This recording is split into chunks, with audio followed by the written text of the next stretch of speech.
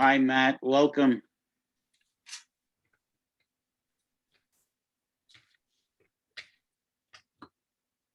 Has he joined us yet or just in the process? No, there he is. Yes. It's under speaker. Speaker Mac. Yeah, I see him there. He's Yep. muted and He's muted and has his camera off. Hi, everyone. This is Chris Jackson, Speaker Ritter's aide. He is still on the dais, just gaveling in session. He wanted me to let you know that he will hurry up, wrap up his business, and then join us very shortly. I apologize. Okay, thank you. okay. We'll turn the meeting now over to Stu to introduce Speaker Ritter. Good morning, Speaker Ritter. Glad to see you with us today. Good morning. Thanks for having me. Good. We're looking forward to hearing from you.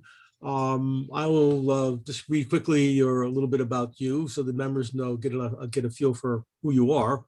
So Matt Ritter is a lifelong Hartford resident. He's currently the Speaker of the Connecticut House of Representatives. He was first elected in 2010 to the Connecticut Assembly, where he represents the first Assembly District in Hartford. In his first term as Speaker of the House, Matt led passage of a law eliminating the poverty tax, state liens on people who have in the past depended on the state assistance, and unveiled a generational plan to restore Hartford's Batterson Park as a regional recreational asset.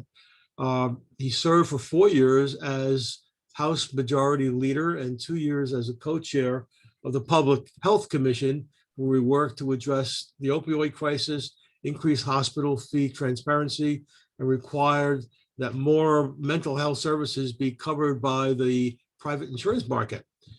Since being elected in 2010, he's been named one of the Hartford Business Journal's 40 under 40, been honored by the North Central Regional Mental Health Board, been named a community champion by the Connecticut Community Providers Association, and has been recognized by the Connecticut State Medical Society.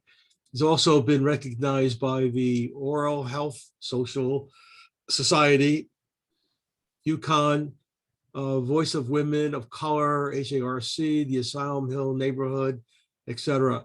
Prior to being elected in the General Assembly, he served on the Hartford City Council for 3 years, where he chaired the Planning and Economic Development and Legislative Affairs Committees.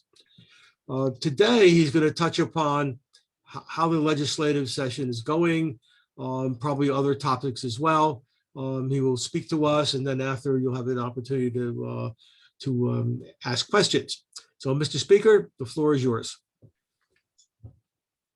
Well, thanks, Stu, for the warm introduction. And sorry we can't be in person, but Zoom's not so bad. It allows me to do it during a session day, and apologize I was a minute late. We were gaveling in today. Yeah, it's a crazy time in Hartford right now. We are at May 6th with a constitutional adjournment date of midnight on June 9th. So we have about 33 days left to wrap up what we have to do. We will be in session almost every day going forward for the next month or so, except for weekends. I want to spend most of my time taking questions because I'm sure that you'd rather ask me a specific question than have me go on and on. But I will tell you that it is an interesting time to be the speaker. Because of COVID, the Capitol was closed. So a building that right now would normally have 1,000 people handing out flyers and protesting and chanting and a lot of activity. It's a very strange place to be in. At times in my Capitol office, I am alone when normally there'd be 45 people in here, all day and all night. So it's a different environment. It's not one that I enjoy. Quite frankly, I like the hustle and bustle of it all, but we are slowly getting back to normal, obviously with the vaccines and things like that, and look forward to more normal times next year. The big news, obviously, that we have to address beyond individual bills, just to give you an idea, today, for example, we're doing early voting, constitutional amendment to give people more options to vote. So every day we do a big bill of some kind that you'll read about in the paper. But the budget is out there, right? That's the big thing we have left to accomplish. We'll be entering into negotiations in earnest with the governor's office over the next month, and I'm very hopeful we'll get there. We've had a lot of good news on the revenue side here in Connecticut, coupled with what they've done in Washington, D.C. It should be a budget where we can, spend where we need to spend, but also be fiscally prudent and continue to grow our rainy day fund and prepay long-term liabilities. I'm most proud of the fact that since 2017, we've built our rainy day fund to $3.2 billion. That was as a part of a bipartisan compromise and bond covenants that we did as part of that bill. To put that in perspective, it's the most money Connecticut's ever had in a rainy day fund, and it's the largest percentage of the overall budget. We are now statutorily capped from putting more money into it, if you can imagine that.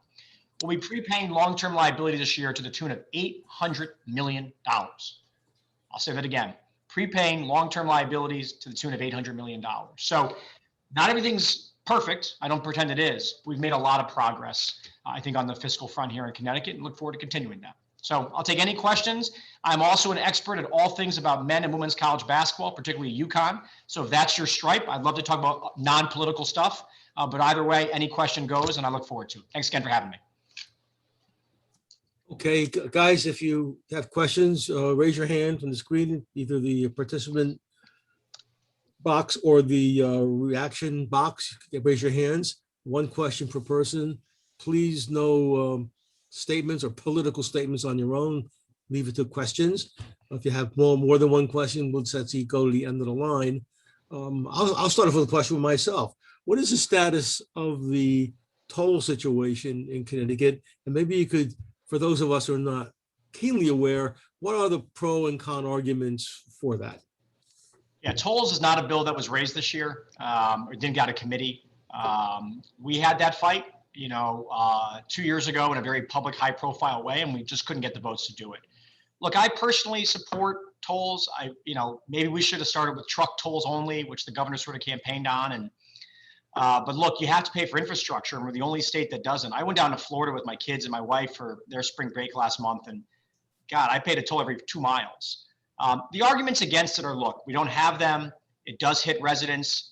It does. I mean, people would have to pay for it to live in Connecticut. That you could charge a different rate. You could give credits. You could do certain things. But what also changed the toll debate is the infrastructure plan being debated in Washington, right? So the necessity for an influx of revenue does kind of go away when you're the federal government willing to subsidize it. But my prediction is at some point in the next 5 or 10 years, the state will do it to help us improve our infrastructure. And I remind people, it's not just paving roads on the highway. Everyone thinks of tolls as paving the roads. And what about transformative transportation, right? That's what President Biden's talking about. How about a train from New York City to Boston in 1 hour? That's a game changer for Connecticut. And I also want to remind people that before the pandemic, the argument was no one wanted to live in Connecticut, right? And I heard it. I'm a younger person. No one young wants to live in Connecticut. The world has changed, folks, so drastically that if you don't grasp it, you're missing the boat here, right? People want to live in Connecticut now. 30,000 families moved here. They don't want to live in New York City the same way anymore. And I don't think that's going back anytime. People like working from home a couple of days a week. So if we can, in particular, make it easier for them and quicker to go where they got to go 2 days a week to New York City, will only attract more people. But tolls right now is not on the table. We are looking at a truck tax to raise about $90 million a year that would help keep the state transportation fund solvent. And just on that, folks, what is the STF, right? Why do we need money to go in a special transportation fund? We pledge certain revenues, gas tax receipts, things like that, to the transportation fund. That allows us to sell special revenue bonds into the market that only pay for transportation. We can't sell those bonds unless we can show a 5-year prospectus that we have enough revenue coming in to pay off that debt service. So that's why governors have struggled with it, because what happens is we take more money out of the general fund to subsidize the STF so that it remains solvent and we can issue the revenue bonds. So that was the crisis that occurred a couple of years ago. That crisis has been averted for about 4 or 5 more years, but it's not going away. Thank you. Yep. Lloyd.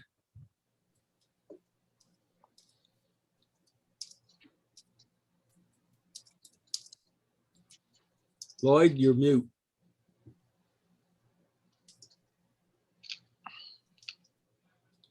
Okay, let's go with Jerry Kranz. Speaker Ritter, you had mentioned the early voting bill. Yep. I'm also interested in the no excuse absentee ballot bill. Both of them, I understand, have passed committee, but have not come to the floor yet. What's the chance of them coming to the floor and getting a vote during this session? The early voting bill will go in about 3 hours and today, and the no excuse absentee balloting bill will go on Tuesday. And do you feel positive that they will go through, or any feeling about that? So remember, it's not about going through, because we have to amend our constitution to allow for both. Okay, so here's the way it works. Early voting was adopted. We're voting on a constitutional amendment that will go to the voters in November of 2022. Early voting passed by a majority vote last session, so 2 years ago now. So when it passes today with a majority vote of the House and then ultimately the Senate, it will go on the ballot next November. It only needs a majority vote because we voted on it in 2 different sessions. The no excuse AB is being voted on for the first time as a constitutional amendment on Tuesday. We have to get 75% of the House and 75% of the Senate to have that voted on in November of 22. If we fail to get 75% in either or both chambers, it will have to be voted on again in 2023 or 24 and then go on the ballot. My guess is, unfortunately, the no excuse AB will not get 75%. We'll be doing it again 2 years from now, and you won't be able to vote on that until November of 24. But early voting, you should have an opportunity next November. Thank you very much. I look forward to the future. Yeah, I know. Thank But you. 75% would be, it's obviously has to be bipartisan in a major way, and I just don't think we'll get there on no excuse AB. Thank you. You're welcome. Joe? Joe? Yeah. You talked about the tolls. With all the proposals that have come out throughout the years, why can't Connecticut be creative and use the New York Thruway system of tolls, where you get on the Thruway, and if you drive 5 miles, you pay for 5 miles. If you drive 400 miles, you pay the 400 miles, instead of the toll booths where Fairfield County and the lower end of the state always gets screwed, where we end up with the bulk of the toll booths, and the far end of the state ends up with maybe 1 toll booth. That it's so inequitable to us down here in Fairfield County. So, I mean, I'm not in favor of tolls, but if they had to, an equitable system where you pay for the miles that you drive. So if you're going to drive 10 miles to Bridgeport, you're not paying 3/4 of the I-95 tolls. Joe, we tried that. We tried everything. We tried to stack the deck in any number of ways to get tolls passed. We got down to about 11 gantries only on bridges, just bridges, all across the state of Connecticut. We couldn't get the votes to do it. And I think we needed Republican support for it because our members wanted the bipartisan. So here's my theory on tolls. You'll have tolls whether it's a Republican governor or a Republican speaker, Republican Senate president, or Republican minority leader says, I'll vote for it. Until then, you won't have it. Yeah, but it still didn't answer my question of, an equitable toll system where you pay by the mile, not by the bridge or by, you go from, there aren't that many bridges when you get past New Haven to the state line. However, down here, there's, 8 bridges maybe. No, sir, we did try to do the mileage. That was proposed and it failed. We did exactly that. We did. We tried every which way, I can promise you, and it failed. Thank you. No, it's a good question, but we tried, but we couldn't get there. So One other question, since nobody else has raised their hand. As far as, revenue to the state and benefit to the state, in the last year, as you indicated, we've had a lot of new people come in, and the housing demands, cost of housing and property values supposedly increased. How is this helping the state? you mean in terms of people moving to Connecticut? Well, I couldn't understand your question. I'm sorry. Oh, with all the people coming into Connecticut and the increase in value in homes, how is this now helping? How does that relate to benefits to the state? Yeah, well, there's 3 major ways. One is revenue. The people that are moving in are middle class to higher earners, quite frankly. So they're going to pay more in income tax and sales tax. The value of homes going up means we get more money on the conveyance tax side as well. And we've also seen a major gain. Obviously, we believe this will continue to trend is, and I should have talked about this. This is this is going to answer your question about employment and more businesses moving to Connecticut. You all live in Stamford. So how many of you worked in New York City? A bunch of you probably at some point, or worked in New York State, right? So how the Connecticut income tax work? You would get a credit for your work in New York, right? So you didn't pay the Connecticut income tax because New York was higher. Well, the New York legislature, as you probably read about, has made their income tax about 1,000, 52, whatever the heck they did, right? So right now, there's a Supreme Court case between Massachusetts and New Hampshire. And during COVID, the state of Massachusetts has the same fight with New Hampshire that we have with New York. And a lot of people live in southern New Hampshire, like a lot of people live in Fairfield County, and they go to Boston to work. So New Hampshire's legislature said during COVID, you can't tax our residents. They never went to Boston one day. They worked from home. And Massachusetts said, nope, our statute says they get taxed because the business is in Massachusetts. So they went to the US Supreme Court on this, and we'll see if it gets settled or not in the next year. If they have, the Supreme Court will probably rule in the next year or so. We have the same fight with New York. And the reason I bring it up is that as New York continues to go sky high with their rate, I think you'll see more people want to not only come to Connecticut for that, but also, tell people you can work in Connecticut 5 days a week. Or then if New Hampshire wins the Supreme Court case, if you worked in Connecticut 3 days a week and went to New York City 2 days a week, under the current statutory framework, you still pay New York as if you worked 5 days a week. So there really is no incentive for you to do that. If New Hampshire wins the case, Connecticut will collect close to $500 to $700 million a year in new revenue without raising $1 in taxes and lowering your taxes. Because now the 3 days from Connecticut you work, you'll pay the Connecticut rate, and the 2 days you work in New York, you'll pay the New York rate. Right now you're paying New York 100%. So we could actually lower everybody who works in New York's taxes and raise revenue for the state of Connecticut. And the governor and I are laser focused on that. And I think we're going to win, because I think what the courts are going to say is, if you're working from home, why would you pay New York 5 days a week?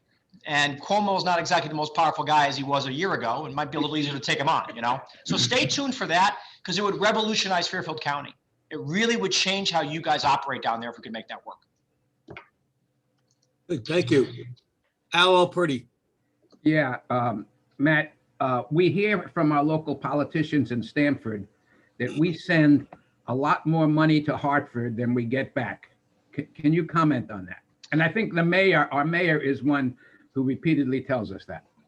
Well, that's probably true. You probably do spend more money than you get back, just like Connecticut sends more money down to Washington than you get back. I mean, look, I've been to Stamford. I'm very close to the delegation down there, and I live in Hartford, right? And so I will tell you, there's a lot of differences between Hartford and Stamford. You have poverty, don't get me wrong, but the affluence in parts of Stamford are far greater than in Hartford, New Haven, and Bridgeport. So those big cities are going to get more money because it's all based upon formulas. But the way you help Stamford's not necessarily more education money, but it's looking at the tax code to get creative, because where you guys can start eating New York's lunch is better transportation, better affordable housing for young people. Harbor Point has been a major success in that regard, right? You got like 4,000 units down there. They're all being sold. That's how we're going to help Stamford, is to continue to make sure there's an advantage to working in Stamford and compared to working in New York City. And that's how we can continue to help you be stable, be consistent. And that's where your delegation really leads. You also have an issue on the school side. You've had some issues on the school construction side, I know, and we can do more for Stamford. I think one area where you guys have gotten hosed a little bit is your low reimbursement rate on your school construction. You guys should probably have a higher rate. I would agree with that. Okay, thank you. Lloyd Contract. Yes, I was wondering that there was a big hoopla about zoning rule changes. Could you care to comment about that and maybe illuminate what's what? Well, you asked if I'd care to comment. The answer is probably no, but not just kidding. It's a tough issue. My grandfather and grandmother were civil rights activists here in Hartford. My grandmother started a company in the 1950s with some of the insurance executives. And what they did is they went into Bloomfield and other towns where no one was selling to African-American families.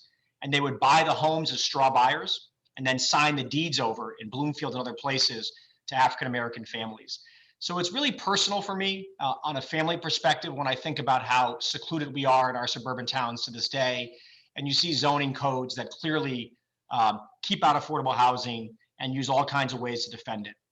The problem, Lloyd, or the reality is, it's a very difficult law to change. And there are some towns that are really bad actors. And then there's some towns that truly can probably say with a straight face, I'm not sure if we built affordable housing, anybody would come here.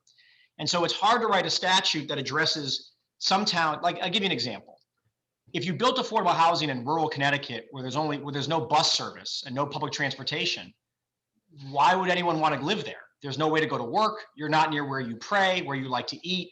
And so that is true. It'd be hard to really craft a statute to address that. But towns that are on a train line or things like that, that are unwilling to move into the 21st century are clearly the bad actors. We'll pass something this year. It probably won't be the level someone like me may want, but we can still do more and hopefully get it. But the other part of this too, as someone from Hartford, and my delegation says this with a loud voice, we also want to make sure people invest in our city. So the argument that the only way to a good life is to go move to the suburbs really offends a lot of my colleagues, particularly in the Black and Puerto Rican caucus from Hartford, who say, when you build great affordable housing in Hartford, we've had some really great projects over the last couple of years. People live there and they like it. So we want to make sure we're not focused solely on suburban housing, but also investing and renovating a lot of the World War II era housing in the cities that, is just dilapidated and is not working anymore. So there's a lot to that. We'll get something done, but it's a tough issue. I readily acknowledge that. Thank you. Thank you. Ed Roloff. Good morning, Mr. Speaker. Thank Good you. morning. Quick question. Job creation in Connecticut. What are the options to make Connecticut far more attractive than it is to bring new business here? And what incentives are being considered, if any, that would be effective to attract new business? So David Lehman from Greenwich, our new DCD commissioner in the last couple of years, we've changed our incentive program. You probably read about when the Malloy administration was here, we basically paid for jobs. And I'm not, it's a tough issue, right? We're competing against other states all the time. And the model then was, we'll give you an upfront tax break as long as you keep a certain number of jobs or add, but the money was given up front. And we had some situations where it didn't come to fruition, didn't work out. The Lamont administration has changed it to sort of, they call it pay as you grow. And so instead of giving a huge upfront break, we're telling companies, you'll get more and more of a tax credit and tax break as you grow. And that's actually been very well received by the business community, both existing and new ones that are looking to come in. Instead of sort of a quick throw of money at you and see what we get, we're saying for those companies that truly want to be here and grow, we'll invest in you year over year, but you have to kind of earn that support. Look, we've seen a huge change in I think in how people view Connecticut compared to New York or Boston, as I mentioned earlier. So give us a couple of years on this, but I think you will see, and I think the commissioner is very optimistic about this, that the exodus out of those cities will continue into the future, and that people do not want to go to the office 5 days a week. And I know maybe we're different generations. I can just speak for myself. I work at a law firm in downtown Hartford, Shipman and Goodwin. We have a Stamford office. When I started at Shipman and Goodwin, I was there 5 days a week. It was FaceTime, see your boss, do all those things. I have 2 young children. I have a wife who works full time. And the ability for me to work from home 2 or 3 days a week has changed our lives. It has made us have more time together as a family. It has made it easier to get the kids to practice. I actually work more hours now than I used to. That's not going away. No one my age or younger is going back to the office 5 days a week, ever. And that's going to be what saves Connecticut. No one wants to work 5 days in. I'm telling you, it will never happen again. And it's generational. I really believe that. Yeah, interesting. Yeah. Larry Holtzman. Thanks, Mr. Speaker. We keep on hearing that part of Connecticut's budgetary problems is due to its inability to get control of the pension plans of municipal unions. What do you think can be done to resolve that issue that'll help the budget? So there's a lot of confusion about our pension plan. Governor Malloy does not get enough credit on this. Everybody thinks that there's been no changes to it, right? So we're now on tier 4. If you get hired now by the state of Connecticut, you get a hybrid defined benefit, defined contribution plan. So it's 50-50. Now, does the private sector offer that? No, it's still more competitive. But let me remind people who say get rid of pensions. You go work in a prison for 30 years. You go work in a mental health facility for 30 years and get paid low wages. The only way to attract people to certain jobs in state government is to offer that defined benefit plan, even though it's now capped at 50%. So when people say there should be no pensions, you go work in the maximum correction facility for 25 years, where your life expectancy is 20 years left. No one would apply for the job. So it's not a realistic argument. But we whittled the benefits down to 50-50. And here's the kicker. The big problem with pensions in the past was also the overtime. So when Malloy comes in, you could work your last 3 years, right? And that was your pension calculation number. So what would happen in your last 3 years as a state trooper? You'd work crazy hours. You'd work 6 days a week. And so you got your pension sky high. Malloy changed that to 25 years. So no one gets the kicker anymore unless you're going to work for 25 years, 6 days a week. So our new tier 4 is not a problem. Even our tier 3 is not the problem. It's the legacy cost from the 1980s. Do you know the first year Connecticut paid the ARC or the ADEC on its pension in full? 2011, Dan Malloy's first year as governor. The pension plan started in the 1930s. Since 2011, we've paid the ADEC every year. Since 2017, in the volatility cap, we've pumped in about $1.6 billion in payments to prepay our pension fund, but it's still an enormous problem. We have restructured it, we re-amortized it. Connecticut will probably see the bottom of the barrel and the beginning to get around that problem probably about 6 years from now. But we are digging our way out. But 2011 from 1930s was the first time we paid it. But we have changed the benefits. And unfortunately, what will happen is the tier 1 beneficiaries will come off our books, as people, pass away. But that's the single greatest liability. In the 1980s, you got your salary when you retired. That was your pension, right? That doesn't happen anymore.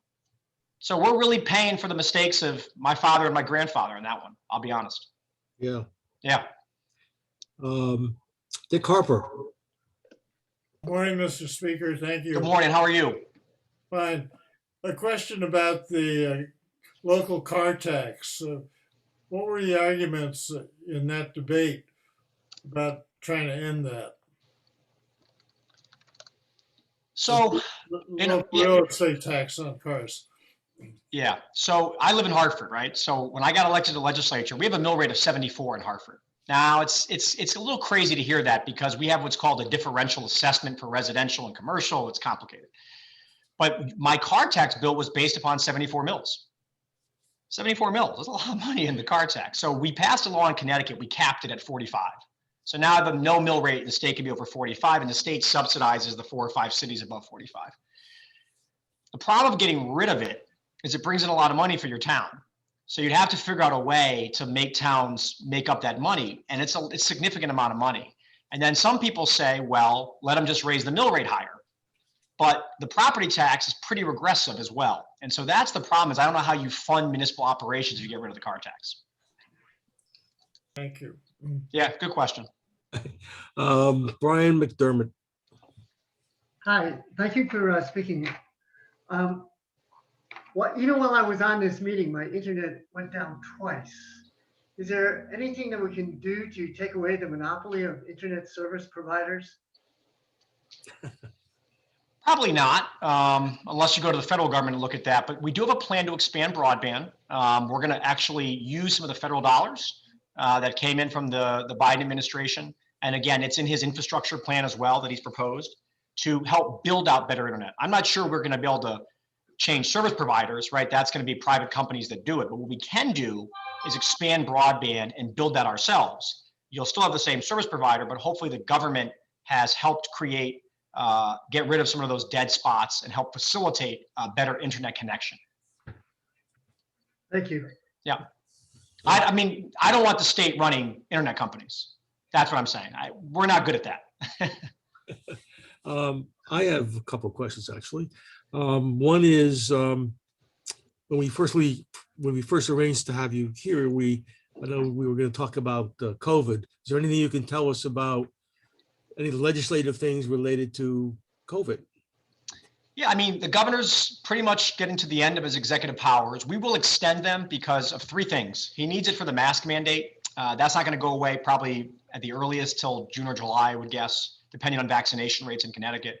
He needs it for vaccines. We're opening up the 12 to 15 age group, and we have to waive certain state regulations to vaccinate quickly. We also have to waive state statutes about who can administer vaccines. For example, like a medical assistant can now do it. So we can get shots in the arms more quickly. So he'll need that for a few more months. We also get federal money as long as there's an emergency like FEMA. But after that, I don't know. I mean, I think as we get to the summer, if Connecticut can get to about 75% fully vaccinated, I think the governor would say, I've done my job, and I don't think you'll see the emergency powers. And at that point, you will have to choose your comfort level of where you eat and where you go. So I think that's what will happen in the future. COVID legislation. Yeah, I mean, for example, last night we codified the telehealth executive order. So that's an example of a policy that will live on from COVID that the legislature really liked that the governor did. But by and large, I think a lot of that stuff you've had, the bar limits, the restaurant limits, all that stuff, I think is going to go away pretty soon. Yeah, related to that, I'm involved in the condominium, and I'm wondering why the legislator couldn't get past some kind of liability protection. So places like ours couldn't get, people couldn't raise lawsuits, frivolous lawsuits. I put that bill in because I have a condominium complex in my district, and I agree. The problem was this: the Judiciary Committee, in all of its wisdom, has a lot of lawyers, right? And so the argument went both ways, right? There were some people who said there have not been many lawsuits, don't worry about it. And if you have a blanket liability, you're going to let people with egregious conduct get away with it. And I will tell you this, we looked at the filings of court cases on COVID, and I will tell you the numbers are pretty low. The other thing that happened when that bill came out, I proposed the bill in January, and you know what changed between January and today? You can get vaccinated. So I think for a condominium complex to open up your gym, if somebody went to your gym and got COVID and got injured or died, you would say to the family, well, they could have gotten vaccinated, and that will change the legal standard. Once you can get vaccinated, life's different, right? The vaccine changed a lot of the issues around COVID and liability. But they could still sue you. It might be frivolous, but they still could go through the. I guess, but you could get sued for a lot of things. But I mean, I don't know how you would say to a judge. The judge would say, okay, so what happened? I went to the gym, I'm on the treadmill, and I got COVID. Okay, on May 24th, 2021. And the defense is, well, you could have gotten a shot in your arm. I mean, I just don't know what kind of case that is, It's like saying you got the flu. Well, you could have gotten vaccinated, Well, two things. One is we're insured against everything else, but there's no insurance for COVID related. Understood. Things. But you might see more insurance now that you can have vaccines too. That might change insurance policies. And the cost just to defend yourself is like $75,000 or $100,000. I get it. I tried. I hear you. Judiciary Committee had a long debate about it. They had a big public hearing and they just couldn't get there. So I hear you. Okay. Did Larry or Dick want to ask another question? Yeah, I had another question. Driving past the New Canaan branch of the Metro North, I see all the parking lots are essentially empty. Yeah. And obviously ridership on the New Haven line is way, way down. How does that affect the budgets of Stamford and other parts of Connecticut? In other words, what's the relationship between the MTA and the towns monetarily? I'm the wrong guy to answer that. I don't know. I'm sorry. And I try not to answer questions I don't know.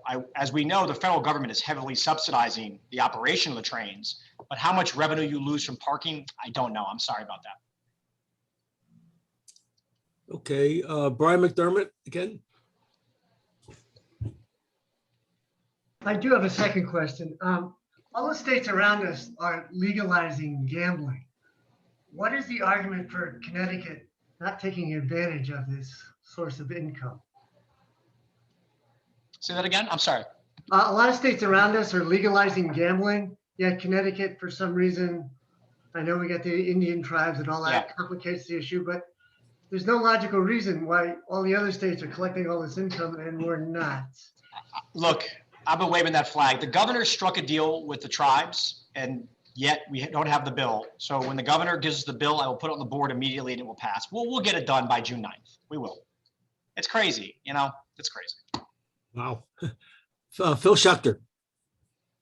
Could you comment, please, about the Vermont and several other states have a right to die provision? Yep. Could you comment on what happened in the debate here? I fully support it. Doesn't have the votes yet, at least in the Judiciary Committee did not. And so the bill died in the committee. It will happen. It will happen. You have two very outspoken groups against it. One is the Catholic Church. And I totally understand that is a religious fundamental belief of theirs. And I can't, if someone believes in that, you can't change their mind. The disability groups have been very active, right? Claiming that, you know, they're afraid that their parent or their sibling may put them to death that bill was so carefully drafted and it only applies to 6 months or less to live. I mean, it used to be like years. I mean, it's really narrow. It will happen at some point, like everything else. But it's a hard one. It's emotional. And, you know, as speaker, right, everyone assumes that I can go in and bully people and get them to vote any way I want. I have to use very careful discretion in that. There's some things that are so personal, like death, that you can't force someone or bully someone. You have to let them intellectually come to their conclusions. And in my experience in the legislature, that will happen. I just can't tell you when. Thank you. Yeah, it's a good question. Yeah. Lloyd? Yes, I'd like to ask about the marijuana problem. Connecticut seems to be the holdout state for legalizing recreational cannabis. And because Massachusetts has it, New York, New Jersey, these are the key influencing states that surround us. What's the prospect of finally getting around to making recreational marijuana through the legislature? 50-50. Another bill has been around a long time. You can't really bully people on it. They're either for it or against it. It's, you know, as I said to people, I have 2 young kids, right? My wife's a doctor. So it's not like it's my number one issue. But when you can go to Mass, Rhode Island, and New York and buy it and just bring it back, we've already decriminalized it. We don't have a fortified border. You sort of shrug your shoulders and go, you know, at some point, what is prohibition really doing? I mean, we might as well just ban liquor next, right? So I just at some point get to the conclusion that it's inevitable and we'll get there. But it's another one of those issues that it will take time. And Connecticut's a slow state sometimes in these things, you know. Dick Carpenter, do you have another question? Your hand's up. And you're muted. Dick, you're muted. Right. Sorry, Larry, my hand shouldn't be up. I thought it would go down after I asked the question. Okay. Rich. Yeah, okay. Hi, Matt. Thanks. With the tax law change back in 2017, they put the cap on salt. And initially, a lot of states were looking for creative ways to offset that or reverse it. Is anything going on in Connecticut to address the disadvantage that we and some other states are under for that? We tried to look at a way of doing it through the payroll tax. It's complicated, so that hasn't gotten there yet. The federal government's actually revisiting the issue. We'll see. Biden can pull that off, and Schumer and Pelosi, but so far we're not there yet. Oh, okay.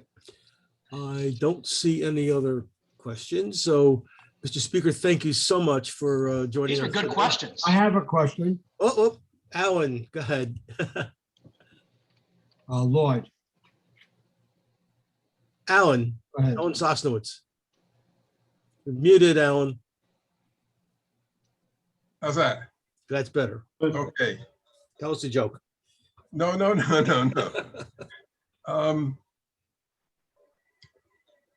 Matthew, did you ask your father about the family tree? Good morning, cousin. So, Alan, I emailed my dad and my 3 uncles, Scott, John, and Penn, and Uncle Scott knew the most.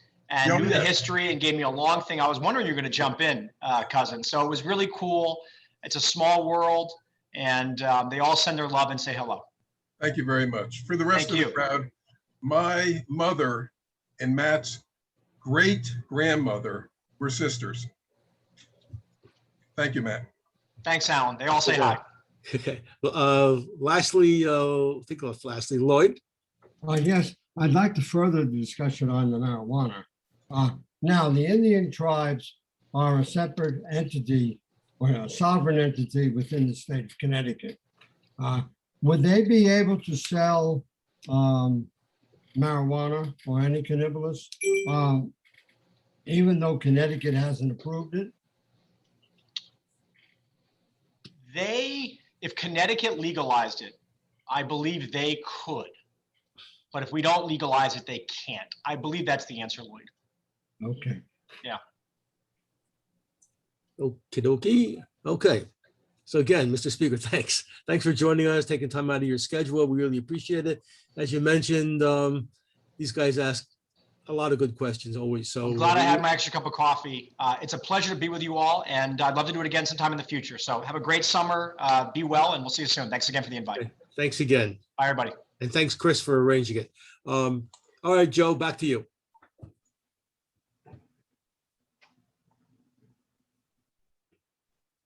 You're muted, Joe. Joe's muted. Larry here, just a reminder, everybody, to promote the luncheon to those who don't Zoom. And if you are on this call, love to have you. So get in touch with me as to your, per the email blast, your choice of food, the fact that you're vaccinated, and eventually send the check. Thank you. Send money. Thanks, Larry. Okay, I thank everybody for being with us today. We had a lively discussion earlier, and too bad we didn't have more questions to put the speaker, the opportunity to ask the questions with the Speaker of the House of Reps. But excellent discussions, and as always, guys, stay well, be careful, it's still out there, and wish everybody, spouses and mothers, a happy Mother's Day this coming Sunday, and see you all next week. Thank you for being here. Adios.